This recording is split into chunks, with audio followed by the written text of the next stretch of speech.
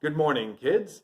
I hope as we've been talking about the 10th plague that you've been reading along in the passages yourself. You should read Exodus chapters 11 and 12 again. And when you do, try to put yourself in the place of the Hebrews and try to imagine what they might have been thinking. For several weeks now, you've been sitting on the sidelines, so to speak, watching your greatest enemy get pummeled by the plagues. You've seen amazing events like swarms of flies and biting insects all over Egypt, except in your small town of Goshen. You've seen all the livestock die, except for your livestock. You've seen them get punished again and again and again by God. And to be honest, let's be honest, you've enjoyed it.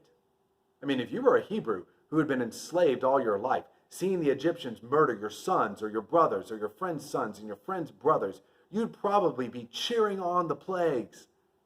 Let's be honest, you would be. And then the 10th plague comes. You would understand the significance of it, like we talked about yesterday. God is judging them with the death penalty. And you'd probably think, good, that's exactly what those Egyptians deserve. Then Moses comes to you and tells you about the Passover and the instructions that you have to follow exactly, or you will die too. I mean, look at chapter 12, verses 22 and 23. None of you shall go out of the door of your house until morning, for the Lord will pass through and strike the Egyptians. And when he sees the blood on the lintel and on the two doorposts, the Lord will pass over that door and will not allow the destroyer to enter your houses and to strike you. You'd probably hear that and you'd think, what? Why would I be in danger? I'm not an Egyptian. That's not fair. They deserve it, not me. Yet, you see, God is just and fair. He's not a tribal deity who only fights for you and gives you exactly what you want and owes you protection. He's not. He's fair. He's just.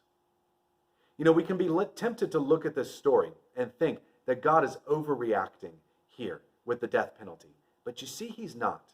The Egyptians had enslaved God's people for generations. They had attempted genocide and killed who knows how many Hebrew males back in chapters 1 and 2. And of course, they were resisting God and prideful against him. Back in chapter 5, God even told Pharaoh that to let the Hebrews go and said that the Hebrews were like his firstborn and that if he didn't let them go, he would kill Pharaoh's firstborn.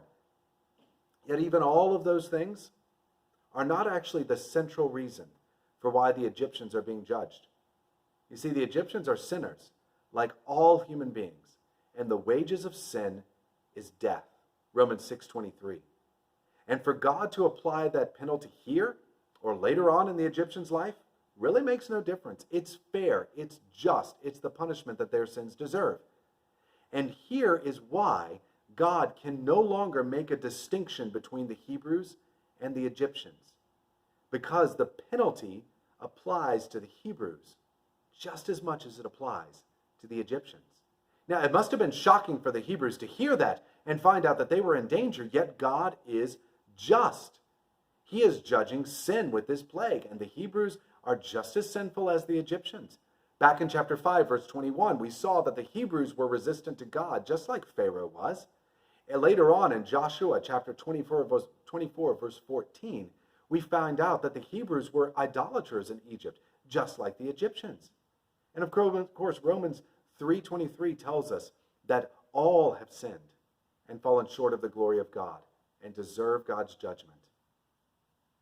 We see in this plague that God is what we might call a spiritual egalitarian. He makes no distinction based on race, on gender, on family, on nationality, or anything else. The destroyer who went through Egypt, he went through Egypt and would kill the firstborn of any family unless they were under the blood of the lamb sacrificed in their place. Through this plague, God reveals his justice. In the final spiritual analysis, no human being can survive God's judgment themselves. God's telling the Hebrews that they are just as lost as the Egyptians, and they deserve death just as much as the people they hate most in this world. Because you see, God is just. All have sinned and fallen short of the glory of God. If the Hebrews are to survive, someone must take the judgment for them. That's what the Passover is about, which we'll get into next week. In the meantime, remember what I told you yesterday. Jesus is that judge who will execute judgment, as the New Testament tells us. Yet on the cross, he took the judgment that our sin deserves. He is the one who took that judgment. So, if you're putting your trust in him, as the Hebrews had to put their trust in God through the Passover, God executed his justice on Jesus, the justice that you deserve. So you guys think about that. And I'll see you again on Monday.